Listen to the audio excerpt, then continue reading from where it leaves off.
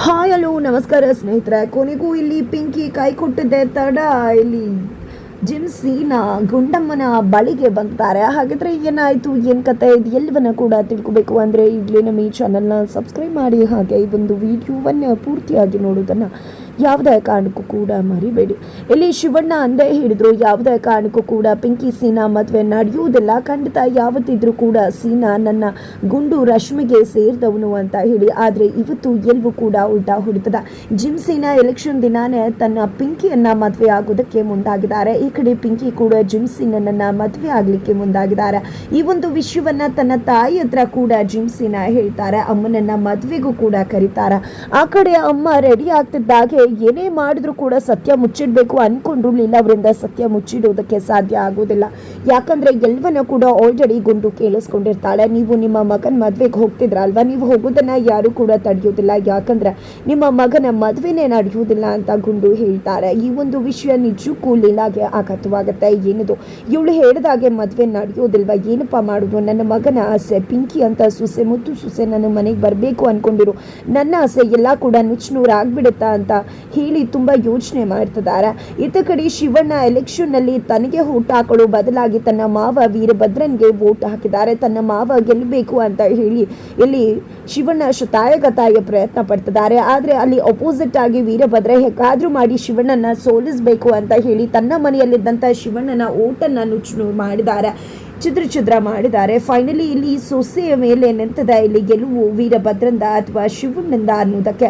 ಇಲ್ಲಿ ವೀರಭದ್ರ ತನ್ನ ಹೆಂಡತಿಯರಿಗೆ ವೋಟ್ ಹಾಕಬಾರ್ದು ಅಂತ ಹೇಳಿ ಅವರ ಬೆರಳಿಗೆ ಇಂಕನ್ನ ಹಾಕೋದ್ರ ಮುಖಾಂತರ ಅವರ ವೋಟನ್ನ ಛಿದ್ರಗೊಳಿಸ್ಬಿಟ್ರು. ಆದರೆ ಸೊಸೆ ರತ್ನ ಖಂಡಿತ ನನಗೆ ವೋಟ್ ಹಾಕ್ತಾಳೆ, ನನ್ನ ಪರವಾಗಿ ಪ್ರಚಾರ ಮಾಡಿದಾಳೆ ಅಂತ ಪರಿಭಾವಿಸಿದ್ದೆ ಅವಳನ್ನ ವೋಟ್ ಹಾಕೋದಕ್ಕೆ ಅವಕಾಶ ಮಾಡಿಕೊಡ್ತಿದ್ದಾರೆ.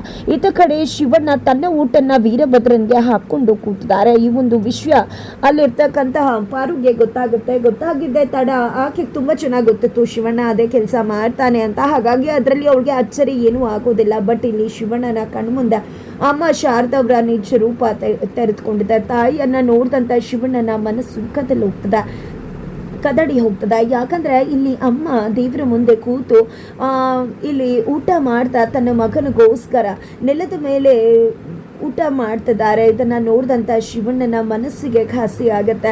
ಅಲ್ಲಿ ನನ್ನ ಮಗ ಗೆಲ್ಲಬೇಕು, ನನ್ನ ಮಗ ಗೆಲ್ಲಿ ಅಂತ ಹೇಳಿ ದೇವ್ರ ಹತ್ರ ಬೇಡ್ಕೊಂಡಿದ್ದೀನಿ, ನೆಲದ ಮೇಲೆ ಊಟ ಮಾಡ್ತಿದ್ದೀನಿ, ನನ್ನ ಮಗ ಗೆಲ್ಲಿ ಅಂತ ಹೇಳಿ ಶಾರದಮ್ಮ ಹೇಳ್ತಾರೆ. ಆ ಒಂದು ಮಾತು ಶಿವಣ್ಣನ ಮನ ಮುಟ್ಟುಬಿಡತ್ತೆ. ಇದನ್ನೇ ಅಲ್ವಾ ಹೇಳುವುದು ಶಿವು, ಅಮ್ಮ ಅಂದರೆ ಬ್ರಹ್ಮನ್ಗಿಂತ ಮೇಲು ಅಂತ, ಅಹಂ ಬ್ರಹ್ಮಾಸ್ಮಿ ಅಂತ ಹೇಳ್ಬೋದು. ನಾವು ಏನೇ ಅನ್ಕೊಂಡ್ರು ಕೂಡ ಅಮ್ಮ ಯಾವತ್ತಾದ್ರೂ ಕೂಡ ಬ್ರಹ್ಮನ ಮೇಲೇನೆ ಇರ್ತಾಳೆ, ಅದನ್ನೇ ತಾಯಿ ಅಂತ ಕರೆಯೋದು ಅಂತ ಹೇಳಿ ತಾಯಿಯ ಒಂದು ಪ್ರೀತಿಯ ಅಂತರಂಗವನ್ನ ತೆರೆದಿಡ್ತಿದ್ದಾಳೆ ಇಲ್ಲಿ ಪಾರು ಶಿವಣ್ಣನ ಮುಂದೆ. ಶಿವಣ್ಣಗೆ ಅರ್ಥ ಆದ್ರೂ ಕೂಡ ಅರ್ಥ ಆಗದಿರೋ ಹಾಗೆ ನಟನೆ ಮಾಡೋದಕ್ಕೆ ಮುಂದಾಗ್ತಿದ್ದಾರೆ. ಅತ್ತ ಕಡೆ ಎಲೆಕ್ಷನ್ಗೆ ಬಂದಿರ್ತಕ್ಕಂಥ ರತ್ನ ಕೊನೆಗೂ ಕೂಡ ಓಟನ್ನ ಹಾಕಿ ಬಿಟ್ಲು. ಓಟ್ ಹಾಕಿದ್ದು ಯಾರಿಗೆ ಅನ್ನೋದು ಗೊತ್ತಾಗೋದು ಅಂತಿಮ ತೀರ್ಪಿನಲ್ಲಿ ಮಾತ್ರನೇ. ಆದರೆ ವೀರಭದ್ರ ಗೆಲುವು ನಂದೇ ಆಗಿರುತ್ತೆ ಅಂತ ಹೇಳಿ ಭಾವಿಸ್ಕೊಂಡಿದ್ದಾರೆ. ತನ್ನ ಸೊಸೆ ಕೂಡ ನನಗೆ ಓಟ್ ಹಾಕಿರ್ತಾಳೆ ಅಂತ ಕೂಡ ಭಾವಿಸಿದ್ದಾರೆ. ಇತ್ತ ಕಡೆ ಜಿಮ್ ಸೀನಾ ವೋಟ್ ಹಾಕಿ ಬಂದು ಮದುಮಗನಾಗಿ ದೇವಸ್ಥಾನದಲ್ಲಿ ಹಸಿಮಣೆ ಏರಿಕೊಳ್ತಿದ್ದಾರೆ. ಬಟ್ ಇನ್ನೂ ಕೂಡ ಅವನ ಪಿಂಕಿ ಬಂದೇ ಇಲ್ಲ. ಏನಿದು ಪಿಂಕಿ ಇನ್ನೂ ಕೂಡ ಬಂದಿಲ್ವಲ್ಲ ಅನ್ಕೊಂಡಿದ್ದೆ. ಕಾಲ್ ಮಾಡ್ತಾರೆ, ಬರ್ತಾ ಇದ್ದೀನಿ ಇರು ಜಿಮ್ ಸೀನಾ, ಅದೆಷ್ಟು ಬಾರಿ ಕರೆ ಮಾಡ್ತೀಯ, ನನಗೆ ಆಸೆ ಹೇಗೆಗೋ ಇತ್ತು ಮದುವೆ ಆಗಬೇಕು ಅಂತ, ಆದರೆ ನಿನಗೋಸ್ಕರ ಹೀಗೆಲ್ಲ ಮದುವೆ ಆಗೋದಕ್ಕೆ ಒಪ್ಕೊಂಡಿದ್ದೀನಿ ನಾನು. ಅಂಥದ್ರಲ್ಲಿ ನನಗೆ ಮೇಕಪ್ ಮಾಡೋಕ್ಕೂ ಕೂಡ ಅವಕಾಶ ಕೊಡಲಿಲ್ಲ ಅಂದರೆ ಹೇಗೆ, ನಾನು ಮೇಕಪ್ ಮಾಡ್ಕೊಂಡು ಚೆನ್ನಾಗಿ ಕಾಣಿಸ್ಬೇಕು, ಬರ್ತೀನಿ ಅಂತ ಹೇಳ್ತಾರೆ. ಸರಿ ಆಯಿತು ಪಿಂಕಿ, ಖಂಡಿತ ನಿನಗೆ ನಾನು ಡಿಸ್ಟರ್ಬ್ ಮಾಡೋದಿಲ್ಲ, ನೀನು ಬಾ ಅಂತ ಹೇಳಿ ಹಸಿಮಣೆ ಕುಳಿತುಕೋತಾರೆ. ನೀನಾದರೂ ಕುಳಿತುಕೊಳ್ಳಪ್ಪ, ಹಸಿಮಣೆಯಲ್ಲಿ ಶಾಸ್ತ್ರವನ್ನ ಶುರು ಮಾಡ್ತೀನಿ ಅಂತ ಪುರೋಹಿತರು ಹೇಳ್ತಾರೆ. ಈ ಕಡೆ ಶಾಸ್ತ್ರ ನಡೀತಿರುತ್ತೆ. ಆ ಕಡೆ ಜಿಮ್ ಸೀನನ್ನ ಕಂಡ್ರೆ ಕೆಂಡವಾಗ್ತದಾಳೆ ಪಿಂಕಿ. ಈ ಸೀನಾ ಅದು ಎಷ್ಟು ಟಾರ್ಚರ್ ಮಾಡ್ತಾನೆ, ನನ್ನ ಎಷ್ಟೇ ಬಾರಿ ಕಾಲ್ ಪಿಕ್ ಮಾಡಲ್ಲ ಅಂದ್ರೂ ಕೂಡ ಮಾಡಿ ಗೋಳಾಡಿಸ್ತಿದ್ದಾನೆ ಅಂತ ಹೇಳಿ ಪಿಂಕಿ ಅನ್ಕೋತದಾಳ. ಇತ್ತ ಕಡೆ ತನ್ನ ಮದುವೆ ಆಗೇ ಹೋಯ್ತು ಅನ್ನೋ ರೀತಿಯಲ್ಲಿ ಇಲ್ಲಿ ಜಿಮ್ ಸೀನಾ ತನ್ನ ಅಮ್ಮನಿಗೆ ಕಾಲ್ ಮಾಡಿ ಹೇಳ್ತಿದ್ದಾಗೆ. ಅತ್ತ ಕಡೆಯಿಂದ ಲೀಲಾ ಅವರು ಗುಂಡು ಬಟ್ಟೆ ಪ್ಯಾಕನ್ನು ಮಾಡಿಕೊಂಡು ಬಂದು ಮೊದಲು ಮನೆ ಬಿಟ್ಟು ಹೋಗ್ತಾ ಇರು ಅಂತ ಹೇಳ್ತಾರೆ. ಇಲ್ಲ ನೀನು ಹೋಗಬೇಕು, ಇಲ್ಲ ನಾನು ಹೋಗ್ತೀನಿ, ಯಾಕಂದರೆ ನನ್ನ ಮಗ ಮದುವೆ ಆಗಿ ಪಿಂಕಿನ ಮನೆ ಕರ್ಕೊಂಡು ಬರ್ತಿದ್ದಾನೆ, ಆಗ ನಿನಗೆ ಇಲ್ಲಿ ಅವಕಾಶವಿಲ್ಲ ಅಂತ ಹೇಳಿ ಲೀಲಾ ಹೇಳ್ತಾರೆ. ಆಗ ಇಲ್ಲಿ ಮಾದಪ್ಪ ಮಾವ ಸಿಡಿದೇಳೋದಕ್ಕೆ ಮುಂದಾಗ್ತಾರೆ. ಬಟ್ ಇಲ್ಲಿ ಗುಂಡು ಮಾದಪ್ಪ ಮಾವನನ್ನು ಆಣೆ ಮಾಡಿ ತಡೆದು ಬಿಡ್ತಾಳೆ. ಇಲ್ಲ ಮಾವ, ಇನ್ನು ನೀವು ಮಾತಾಡೋದ್ರಲ್ಲಿ ಅರ್ಥನೇ ಇಲ್ಲ. ನನ್ನ ಅಣ್ಣ ಹೇಳಿದಾಗೆ ಇಲ್ಲಿ ಪಿಂಕಿ ಮತ್ತು ಸೀನಾ ಮದುವೆ ಆಗೋದಿಲ್ಲ ಅಂತ ಅಂದ್ಕೊಂಡಿದ್ದೆ, ಆದರೆ ಯಾಕೋ ನನಗೆ ಈ ಮನೆ ಋಣ ಮುಗೀತು ಅಂತ ಅನಿಸುತ್ತೆ. ಈ ಮನೇಲಿ ಇದ್ದಷ್ಟು ದಿನ ನಾನು ಖುಷಿಯಾಗೇ ಇದ್ದೆ. ನನ್ನ ಜೊತೆ ಸೀನಾ ಜಗಳ ಆಡಬೇಕಾದ್ರೂ ನಾನು ನನ್ನ ತನದಲ್ಲೇ ಜೀವಿಸ್ತಾ ಇದ್ದೆ ಎಂದು ಕೂಡ ನಾನಲ್ಲ ಅಂತ ನನಗನ್ನಿಸ್ಲಿಲ್ಲ. ಆದರೆ ಇನ್ನು ಮುಂದೆ ನನಗೆ ಈ ಮನೇಲಿ ಜಾಗ ಇಲ್ಲ.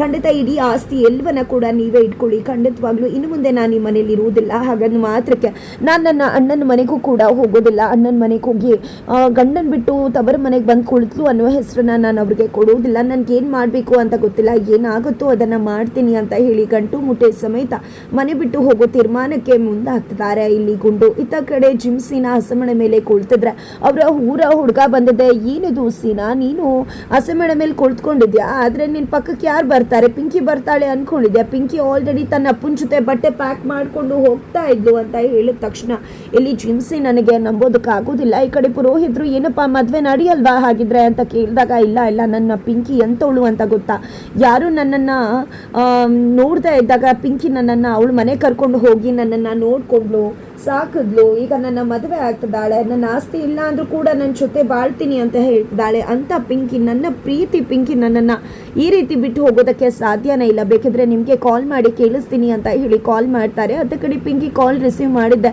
ಬರ್ತಾ ಇದ್ದೀನಿ ಇನ್ನು ಒಂದು 5 ನಿಮಿಷ ಅಂತ ಹೇಳಿ ಸುಳ್ಳು ಹೇಳ್ತಾರೆ. ಈ ಕಡೆ ಜಿಮ್ಸಿನ ಬರ್ತಾಳೆ ಅಂತ 50 ನಿಮಿಷ ಕಾಯ್ತಾರೆ. ಬಟ್ ಬರೋದೇ ಇಲ್ಲ. ಇನ್ನೇನು ಮುಹೂರ್ತ ಮುಗ್ದೇ ಹೋಗಿದೆ, ಇನ್ನೇನು ಮಾಡೋಕ್ಕಾಗಲ್ಲ ಅನ್ಬೇಕಿದ್ರೆ ಮನೆಗೆ ಹೋಗ್ತಾರೆ. ಇಲ್ಲಿ ಸೀನಾ, ಪಿಂಕಿ ಎಲ್ಲಿದೆಯಾ, ಮುಹೂರ್ತ ಮೀರೋ ಹೋಗಿದೆ ಅಂತ ಹೇಳಿ ಪುರೋಹಿತರು ಮಾತಾಡ್ತಿದ್ದಾರೆ. ನೀನು ನೋಡಿದ್ರೆ ಇನ್ನೂ ಬಂದಿಲ್ವಲ್ಲ ಅಂತಿದ್ದಾಗೆ ಅಲ್ಲಿ ಒಂದು ಲೆಕ್ಚರ್ ಇರುತ್ತೆ. ಲೆಕ್ಚರನ್ನು ಎತ್ಕೋತಾರೆ ಜಿಮ್ಸಿನ. ಒಂದು ಲೆಕ್ಚರಲ್ಲಿ, ನನ್ನನ್ನು ಕ್ಷಮಿಸ್ಬಿಡು ಸೀನಾ, ನಿನ್ನ ಹತ್ರ ಆಸ್ತಿ ಇದೆ ಅಂತ ನಾನು ನಿನ್ನನ್ನು ಪ್ರೀತಿಸಿದೆ, ಆದರೆ ಏನು ಮಾಡೋದು, ನಿನ್ನಪ್ಪ ನಿನ್ನ ಇಡೀ ಆಸ್ತಿಯನ್ನು ಆ ಗುಂಡುಗೆ ಬರೆದುಕೊಟ್ಬಿಟ್ಟ. ಆಗಲೇ ನನ್ನ ಮನಸ್ಸು ಚೂರಾಗೋಯ್ತು. ಆ ಕ್ಷಣನೇ ನಾನು ನೀನು ಬೇಡ ಅಂತ ಡಿಸೈಡ್ ಮಾಡಿಕೊಂಡೆ. ಇವತ್ತು ನಾನು ನಿನ್ನ ಜೊತೆ ಮದುವೆ ಆಗ್ತಿಲ್ಲ, ಅದಕ್ಕೆ ಬದಲಾಗಿ ತಮಿಳ್ನಾಡಿನ ಮಿನಿಸ್ಟರ್ ಜೊತೆ ಮದುವೆ ಆಗಲಿಕ್ಕೆ ಅಂತ ಹೇಳಿ ನನ್ನ ಅಪ್ಪನ ಜೊತೆ ಊರು ಬಿಟ್ಟು ಹೋಗ್ತಾ ಇದ್ದೀನಿ. ದಯವಿಟ್ಟು ನನ್ನ ಕ್ಷಮಿಸ್ಬಿಡು ಸೀನಾ ಅಂತ ಹೇಳಿ ಲೆಟರ್ ಬರೆದಿಟ್ಟಿರ್ತಾರೆ. ಕೊನೆಗೂ ಎಲ್ಲರೂ ಹೇಳಿದ ಮಾತು ನಿಜವಾಗುತ್ತೆ. ಇಲ್ಲಿ ಪಿಂಕಿ ಸೀನನನ್ನು ಪ್ರೀತಿ ಮಾಡಲಿಲ್ಲ, ಆಸ್ತಿಯನ್ನು ಪ್ರೀತಿ ಮಾಡಿದ್ದು ಅನ್ನೋ ಸತ್ಯ ಸೀನನಿಗೆ ಗೊತ್ತಾಗಿದೆ. ಇತ್ತ ಕಡೆ ಗುಂಡು ಮನೆ ಬಿಟ್ಟು ಹೋಗೋಕೆ ಮುಂದಾಗ್ತಿದ್ದಾಗನೇ ಆ ಕಡೆ ಶಿವಣ್ಣಂಗೆ ವಿಷಯ ಗೊತ್ತಾಗಿದೆ, ಪಿಂಕಿ ಹೊರಟೋಗಿದ್ದಾಳೆ ಅಂತ. ಅದೇ ವಿಷಯವನ್ನ ಹೇಳಿಕೆ ಮಾದಪ್ಪ ಅವ್ರಿಗೆ ಕಾಲ್ ಮಾಡ್ತಾರೆ. ಮಾದಪ್ಪ ಅವರು ನಿಮ್ಮಣ್ಣ ಕಾಲ್ ಮಾಡಿದ್ದಾನೆ ತಗೋವಾ ಅಂತ ಹೇಳ್ತಿದ್ದಾಗ ಮಾತನಾಡೋದಕ್ಕೆ ಅಂತ ಮುಂದಾಗ್ತಾಳೆ ಗುಂಡು. ಆಗ ಅವಳಿಗೆ ಅಣ್ಣ ಪಿಂಕಿ ಜಿಮ್ಸಿನ ನನ್ನ ಮದುವೆ ಆಗದೆ ಅವನನ್ನ ಬಿಟ್ಟು ಓಡೋಗ್ಬಿಟ್ಲು ಊರಿಂದ ಅಂತ ಹೇಳ್ತಾರೆ. ವಿಷಯ ಕೇಳ್ತಿದ್ದಾಗೆ ಗುಂಡಮ್ಮನ ಆರ್ಭಟ ಶುರುವಾಗ್ತದೆ. ಇತ್ತ ಕಡೆ ಲೀಲಾ ಗುಂಡಮ್ಮನ ಮುಂದೆ ಸೈಲೆಂಟ್ ಆಗಬೇಕಾಗಿದೆ. ಇನ್ನೇನೇ ಇದ್ರೂ ಕೂಡ ಗುಂಡಮ್ಮನ ದರ್ಬಾರೆ ಫೈನಲಿ ಸೂತು ಬೀದಿಗೆ ಬಿದ್ದಿರೋ ಸೀನಾ ಕೊನೆಗೂ ಕೂಡ ಹಳೆ ಶಿವನ ಪಾದನೆ ಗತಿ ಅಂತ ಹೇಳಿ ಅಪ್ಪನ ಮನೆಗೆ ಕಾಲಿಡೋದ್ರ ಮುಖಾಂತರ ಮತ್ತೆ ಇಲ್ಲಿ ಗುಂಡಮ್ಮನ ಜೊತೆ ಹೊಸ ಬದುಕನ್ನು ಬದುಕೋದಕ್ಕೆ ಸಿದ್ಧವಾಗ್ತಿದ್ದಾರೆ. ಹಾಗಿದ್ರೆ ಮುಂದಿನ ಆಗತ್ತೆ ಮುಂದಿನ ವಿಡಿಯೋದಲ್ಲಿ.